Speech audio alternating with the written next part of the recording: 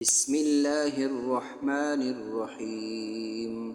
يا أيها المزمل قم الليل إلا قليلا نصفه أو انقص منه قليلا أو زد عليه ورتل القرآن ترتيلا إنا سنلقي عليك قولا ثقيلا إن ناشئة الليل هي أشد وطئا وأقوم قيلا إن لك في النهار سبحا طويلا واذكر اسم ربك وتبتل إليه تبتيلا رب المشرق والمغرب لا إله إلا هو فاتخذه وكيلا واصبر على ما يقولون واهجرهم هجرا جميلا وذرني والمكذبين أولي النعمة ومهلهم قليلا إن لدينا أنكالا وجحيما وطعاما ذا غصة وعذابا أليما يوم ترجف الأرض والجبال وكانت الجبال كثيبا مهيلا إنا أرسلنا إليكم رسولا شاهدا عليكم كما أرسلنا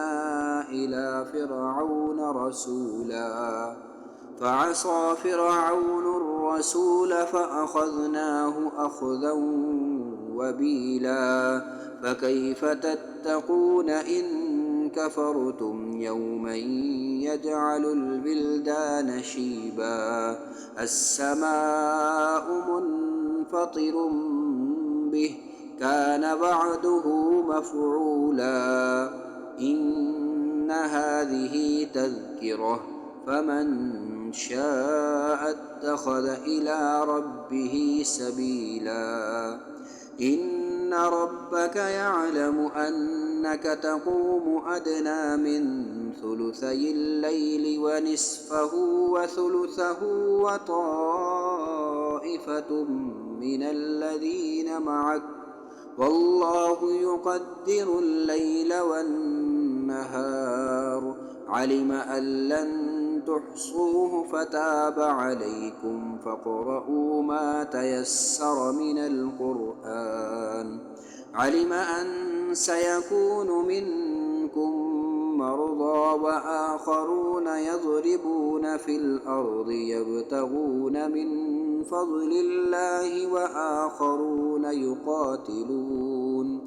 وآخرون يقاتلون في سبيل الله فاقرؤوا ما تيسر منه وأقيموا الصلاة وآتوا الزكاة وأقرضوا الله قرضا حسنا